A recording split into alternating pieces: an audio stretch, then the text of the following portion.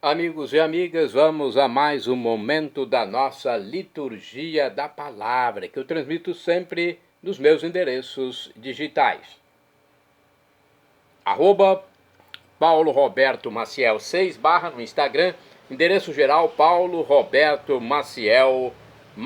Você vai ao YouTube, Facebook, blog e tem o Instagram também. Neste vídeo que eu faço para ser um ajudador dos presidentes de celebrações eucarísticas e da palavra, além de difundir o Evangelho, eu transmito a liturgia referente ao dia 5 de julho de 2025, sábado, 13ª semana do tempo comum, no ano litúrgico C. A cor dos paramentos litúrgicos é verde, conforme eu estou simbolizando aqui com esse lenço no pescoço. No rito temos a missa à escolha. O presidente da celebração eucarística ou da palavra pode também rezar a missa em homenagem a Santo Antônio Maria Zacaria, presbítero. Memória facultativa, e no caso, a cor, se for esta missa, será branca. Ou então Nossa Senhora no sábado, ok? Primeira leitura do livro do Gênesis, capítulo 27, versículos do 1º ao 5º e do 15 ao 29. Quando Isaque ficou velho, seus olhos enfraqueceram e já não podia ver. Chamou então o filho mais velho, Esaú, e lhe disse: Meu filho. Este respondeu: Aqui estou. Disse-lhe o pai: Como vês, já estou velho e não sei qual será o dia da minha morte. Toma as tuas armas, as flechas e o arco, e sai para o campo.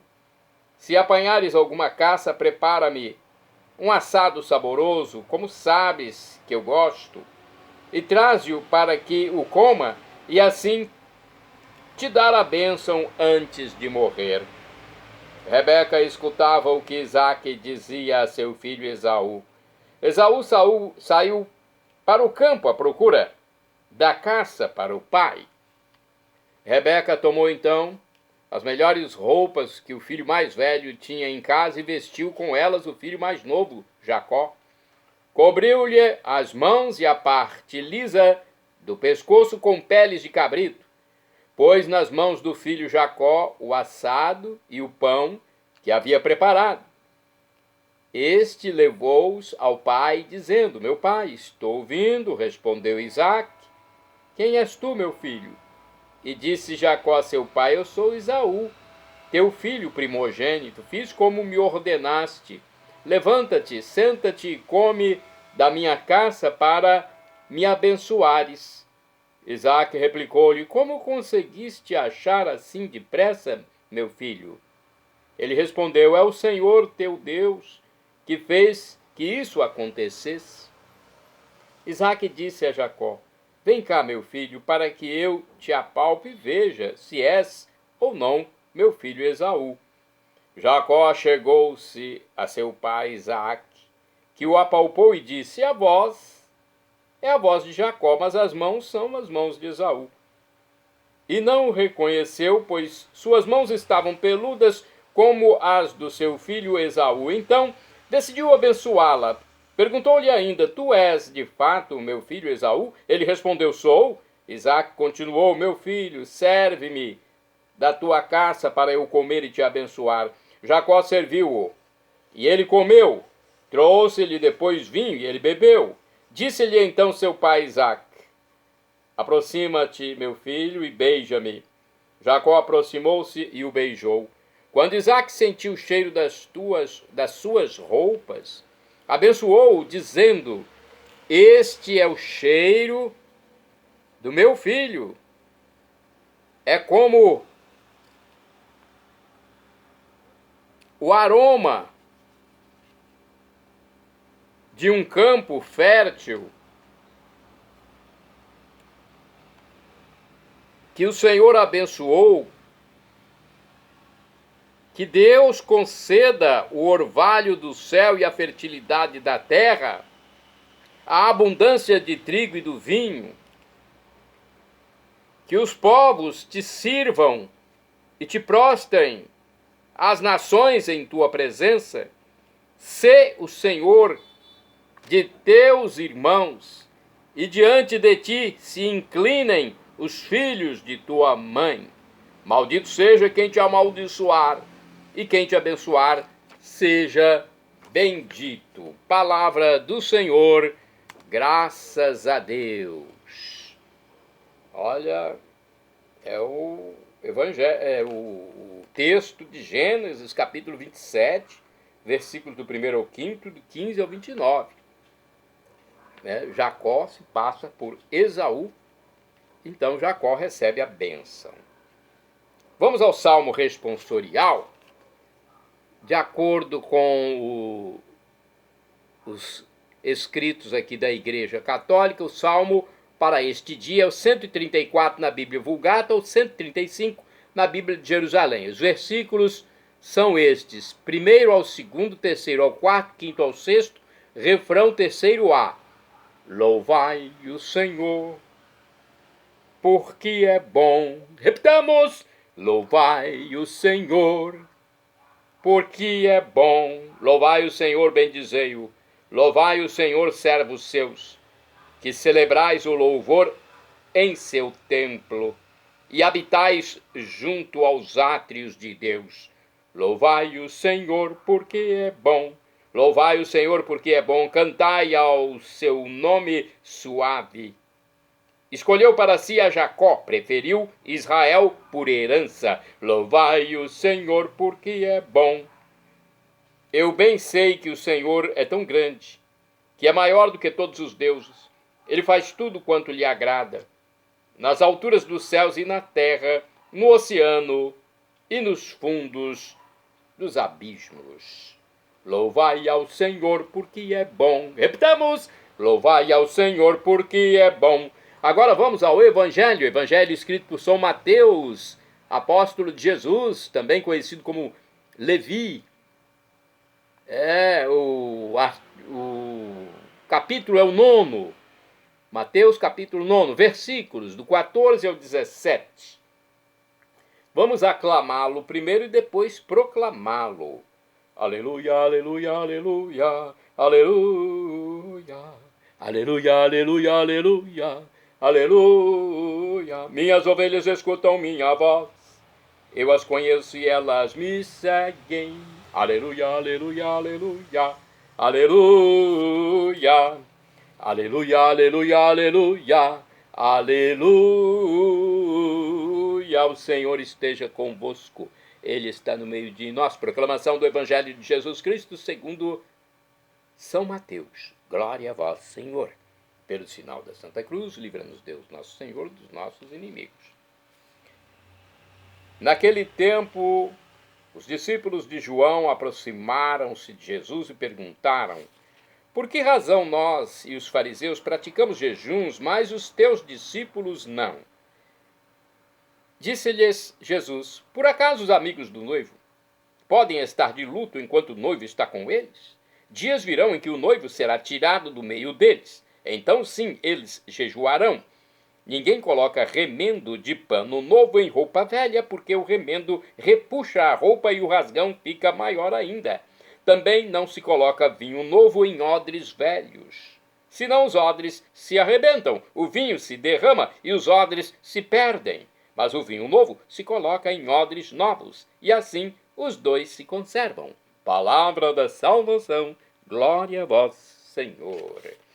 Olha, na vida cristã, há períodos de plenitude de alegria e períodos de provação e de cruz. Em todos eles, sintamo-nos envolvidos pelas bênçãos de Deus e busquemos as diferentes maneiras de seguir Jesus. Bem, agora nós vamos saber de reflexões sobre as leituras de hoje. Vejamos aqui no livro Igreja em Oração. Igreja em Oração diz o seguinte: o Evangelho anuncia o fim do tempo da espera do Messias. A presença de Jesus, o Filho de Deus, garante-nos o fim do tempo de jejum. é oportunidade de festa, de núpcias. Deus vem visitar sua gente. Ele insiste na conversão e salvação de seu povo. Ele é fiel às suas promessas. Agora, no livro Palavra e Vida, também temos uma reflexão de Mateus capítulo 9, versículos do 14 ao 17. Vocês já repararam como são cada vez mais frequentes os filmes que são repetição ou regravação de filmes que se fizeram no passado? Novos atores, novos meios, mas os mesmos temas de antes. A mesma coisa acontece com a moda. Periodicamente ressuscitam o antigo e fazem-nos acreditar que é novidade.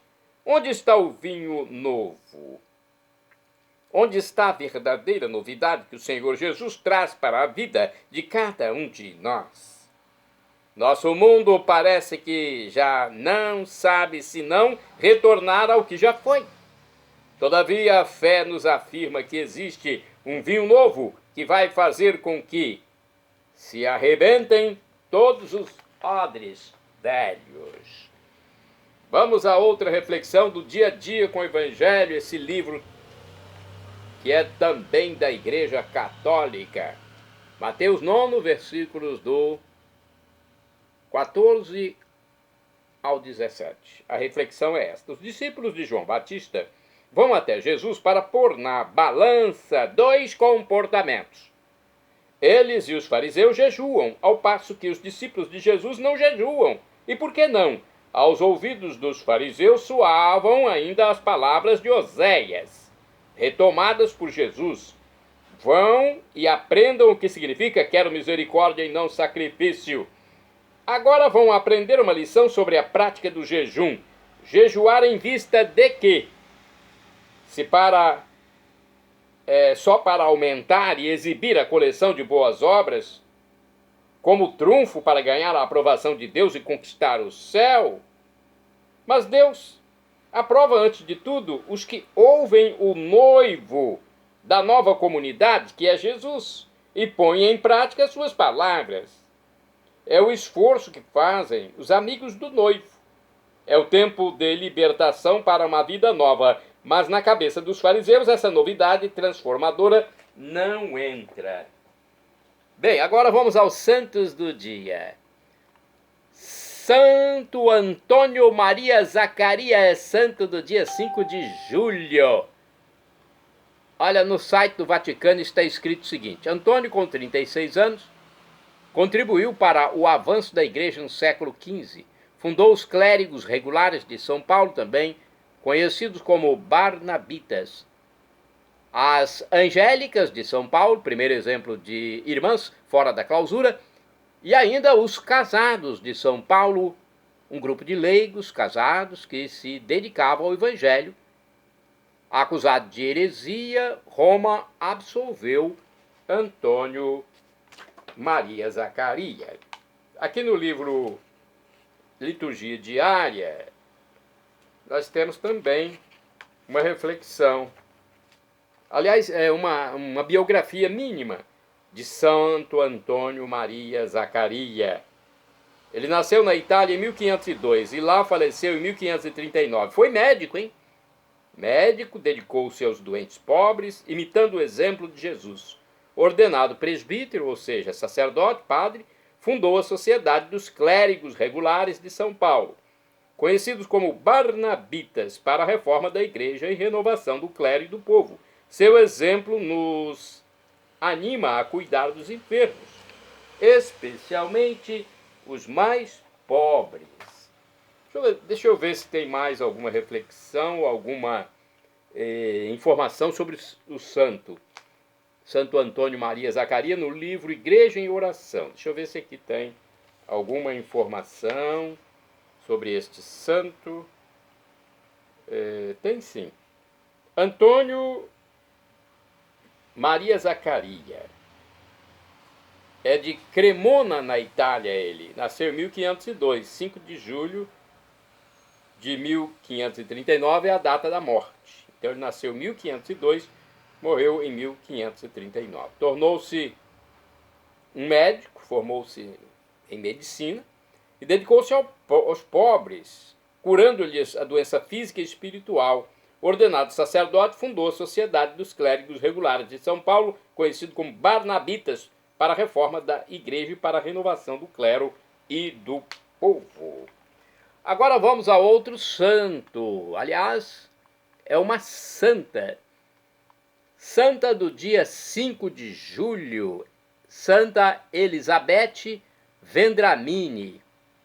De acordo com o site guia dos santos.com.br, Elizabeth Vendramini foi fundadora da congregação das Irmãs Franciscanas Elisabetinas.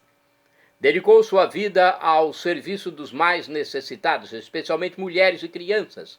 Sua fé inabalável e sua dedicação aos pobres são um testemunho luminoso do amor de Cristo. Santa Elizabeth Vendramini, rogai por mim, rogai por nós. Santa do dia 5 de julho é Santo Atanásio, o Atonita. De acordo com o site coisasdesantos.blogspot.com, coisasdesantos.blogspot.com, Santo Atanásio, o Atonita, foi o organizador dos monastérios no Monte Athos. Nasceu em Trebizonda, Império Bizantino, atualmente na Turquia, por volta do ano 920, recebeu no batismo o nome de Abraão. Fez seus estudos em Constantinopla, onde se tornou professor. Enquanto exercia nesta cidade o ofício de professor, Atanásio conheceu São Miguel Maleinos e seu sobrinho Nicéforo Focas. Este último tornou-se mais tarde seu protetor ao ocupar o trono imperial. Abraão tomou o hábito no mosteiro que Miguel dirigia em Quimina de Bitínia, na Ásia Menor, recebendo o nome de Atanásio. Ali viveu até o ano 958. O mosteiro de Quimina era uma série de celas isoladas em torno de uma igreja. Quando morreu Miguel Maleinos, Atanásio, prevendo que seria eleito abade, fugiu para o Monte Athos, na Grécia. Como rude camponês e com o nome de Dorotel, Atanásio se retirou para uma cela nas proximidades de Caríes. O amigo imperador Nicéforo, prestes a empreender uma expedição contra os sarracenos, pediu a Atanásio para acompanhá-lo e apoiá-lo na viagem, com sua bênção e orações. Atanásio acabou sendo convencido e, após a vitória da expedição, pediu permissão ao imperador para retirar-se novamente ao Monte Athos. Nicéforo Focas concordou e deu-lhe uma soma em dinheiro para a fundação de um mosteiro. O santo construiu em 961 o primeiro mosteiro em Monte Athos, dedicando-o à Santíssima Mãe de Deus, e 2 anos depois, a igreja. Atanásio se refugiou em Chipre, em seguida, para escapar das honras e títulos. Mas Focas novamente o descobriu e lhe disse para voltar a governar em paz o seu mosteiro, dando-lhe mais dinheiro para construir um porto em Athos. Santo Atanásio enfrentou dificuldades com os solitários, que, ocupando o Monte Athos há mais tempo, consideravam que a precedência lhes dava certos direitos de ocupação. Por 2 vezes o santo esteve prestes a ser assassinado. Sabendo que a violência é capaz de corromper a melhor das causas, o imperador João Tzimisces interveio, confirmou as doações de Nicéforo Focas e proibiu a oposição ao santo, reconhecendo a sua autoridade sobre todo o território e habitantes no Monte Athos. Desta forma, Santo Atanásio foi constituído superior geral de 58 comunidades de eremitas e monges, além dos mosteiros de Iviron, Votopede e Esfigmenou, que ele mesmo havia fundado e que são conservados até os dias atuais. Morreu por volta do ano 1000, vítima do desabamento da cúpula da igreja que ele estava trabalhando com 5 outros monges. Santo Atanásio, rogai por mim, rogai por nós. É um santo da Igreja Católica que teve uma atuação muito importante, né, que fez um trabalho que até hoje é reverenciado, né? Que bom.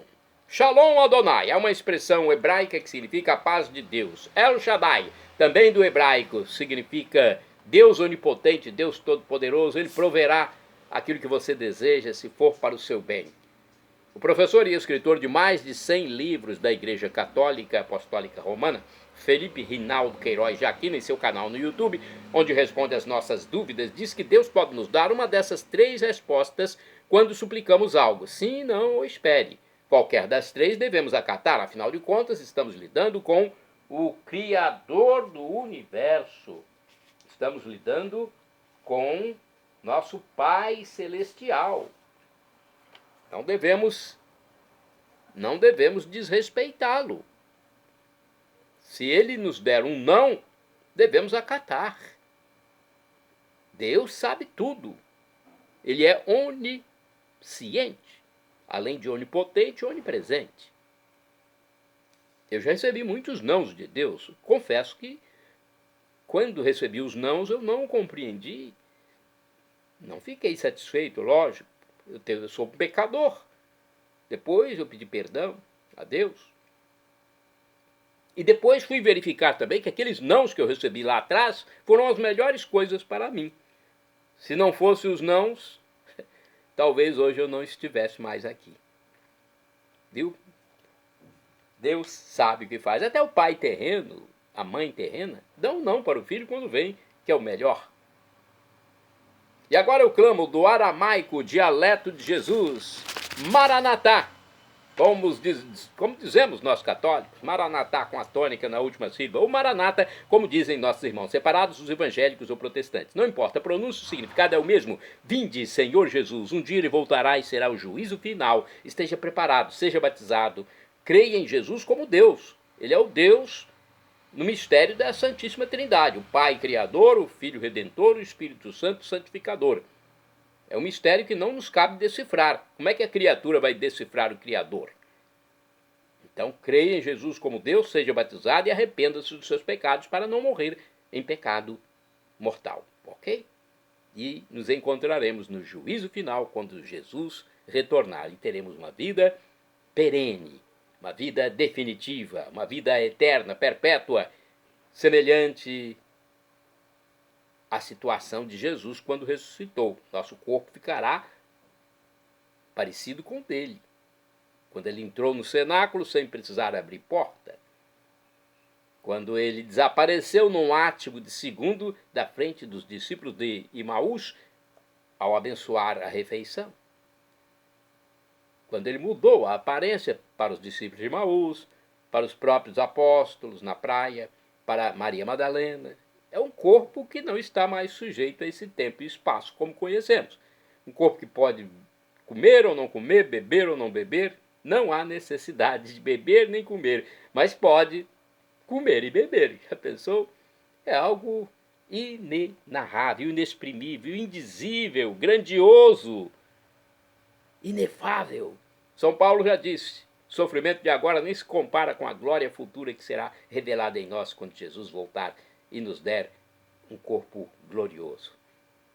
Perdão, Senhor, pelos meus pecados passados, presentes, futuros, físicos, espirituais, pecados do pensamento, palavras, atos, omissões, e me dê a vida eterna. Meu Jesus, eu quero a vida eterna convosco. Acesse Paulo Roberto Maciel, YouTube, Instagram, Facebook e blog.